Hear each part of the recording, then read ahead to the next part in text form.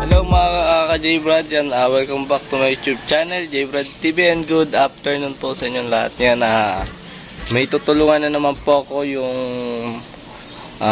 nadisgrasya dun sa piyesta sa amin, yung Palasebo. Yan, at pupuntahan natin at kakamustahin po natin kung anong kalagayan kasi malala, na-aksidente po sila, and may dala rin po ditong ayuda, and gusto ko rin po sila tulungan kahit sa konting bagay po. Tara!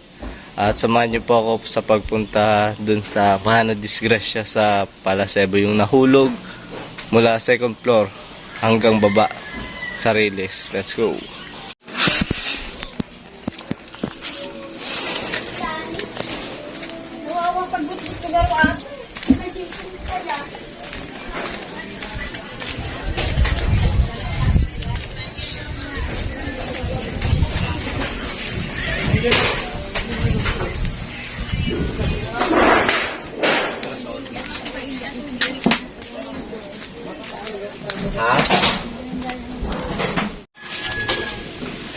Hello mga J-Brad, yan.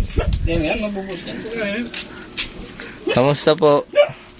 Yan, nandito po sa ating harapan si ano nga ang complete name mo?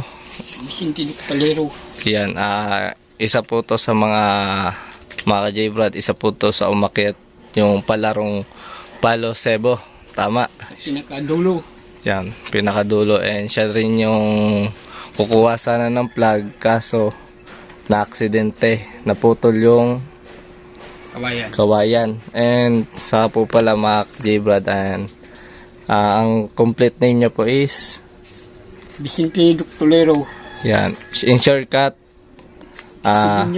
yan, si Dinyo. And isa po siya sa kuyang angkulod na si Uncle Titing. Yan, gusto ko lang po siyang tulungan at mabigyan ng konting grocery. Yan, Uncle, paano ka po pala, Uncle, na piling pakwento sa akin kung paano kayo na-disgrasya?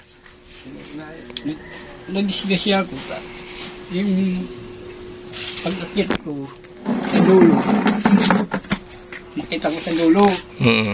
Pag-ulay ko, walang disgrasya. Nabali yung nasa baba. Nabali, tumama doon sa kabli. Ay nasa dulo ako. Tatlo pa kami doon. Tatlo pa po kayo doon. Ako ay isip tayo nagkadulo. Yun, nabali. Saka biglang tumina ko na kung pataas. Diyan pinitik ako ng kawayan eh. Pinitik ka. Silang dalawa, uli ng Pababa talaga. Baba. Nababa. Pag-uli pa ko ng bagsak. Pinakamataas. Paano pala ang Uncle naisipan na sumali dun sa palarong Palasebo, yung kukunin yung plug sa pista ng larmay, katuwaan. Katuwaan. Masana Masasabi na opo. Yan, and tatlo po sila mga ka-J-Brad, and siya po si Uncle Teteng. Yan, dalawa sila magkapatid, yung isa nasa hospital pa. Yan, si Uncle Lambo and si Uncle Arnel. Yung isa, yung dalawa po nakalabas na, and si Uncle Teteng. Saan yung uncle yung tama niya po? Yung tama. May ano kayo? May sugat? Wala naman. Paano pailom na? Depende kung patignan. May brace. Ay, brace ba to? Ito. Dito may tama mo. Ito.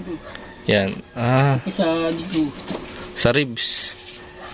Yung na tapunan ka, ay na upuan ka pagbaba. Hindi ba? Nag-iisa lang ako bumagsak. Yung dalawa, nag-anuhan. Nagbagsakan. Nagbagsakan. Ako, iwalay ako sa kanila. Upo ako nagbagsak. Ako. Yan. Yung kasiyahan sana na mangyayari is na imbis na kasiyahan na piyesta is nagawa ng disgrasya, no? Kultiting na nauwi sa disgrasya. Sobrang dami ng tao nun.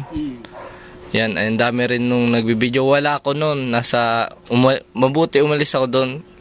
Kasi, bala ko nga rin sumali doon. Yan, and nag-service ako sa tita ko.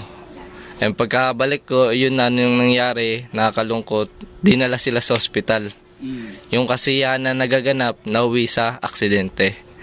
Yan, Uncle Teteng, may ipapabot lang ako sa'yo na kaunting tulong. Yan, kaunting grocery, gatas. Sana kahit papano nakatulong ako, no? Ito, bibigay natin kay Uncle Teteng. Yan. Ito pa pala nagkakalaglaw. Ito, meron tayo dito ng Uncle, oh. Yun, yan. Para makabawas-bawas, Uncle, sa mga gastusin mo. Ito, hindi na kasi nagkasya sa plastic ay. Kaya binag ko na. Ito, Uncle. Bawal ka pala magbuhat, no? Ito, may ano dyan, Uncle. May gatas, may biskwit. Ito. Biskwit, may gatas, may bigas na, Col. Para bawas-bawas na rin ang gastusin mo sa ano. Sa Col, ayan po yung gamot na iniinom ni Ito sa buto. Kuya Teteng. Sa buto ito. Sa buto, O sa likod, backbones. Sa bunsiyan. Ayan po yung sa backbones niya. Ito sa kung masakit. Parang ano, pain reliever. Yan po. Yan sa mga gusto pong tumulong and mag-abot tulong po kay sa kanila po, kay Uncle Teteng. Yan, message nyo lang po ako, no? Sa mga gustong tumulong and magbigay ng mga gamot.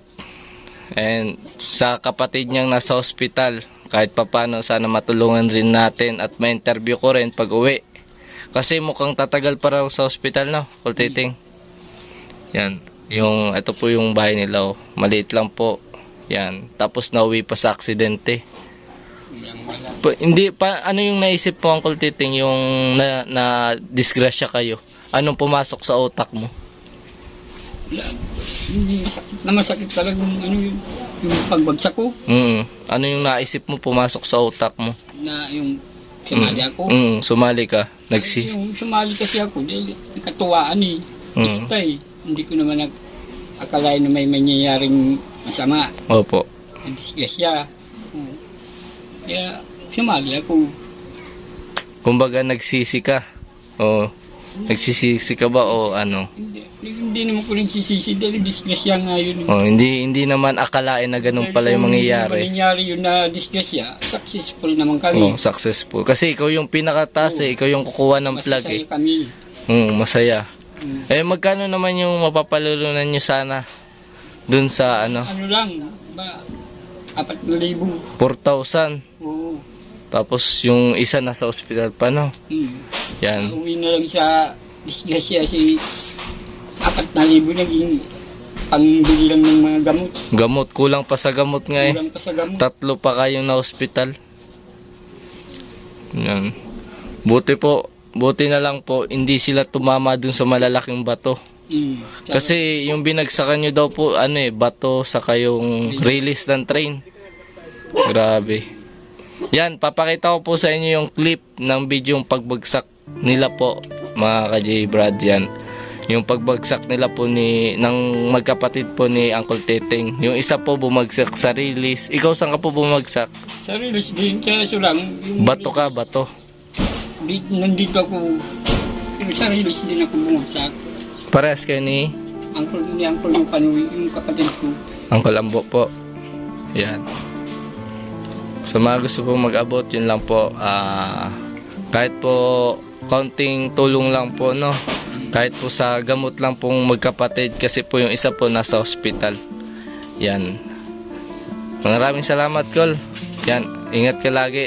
Pag may nagbigay sa inyo, tulong, iabot ko na lang, no? Kahit panggamot. Kasi yun lang yung yung may tutulong ko talaga, na bilang kabarangay, bilang igdi naman, mapamilya po ba sa na to, lugar. Chewing. Yun lang po yung may tutulong ko, Col. Yan. Salamat. Salamat, Col. Thank you very much.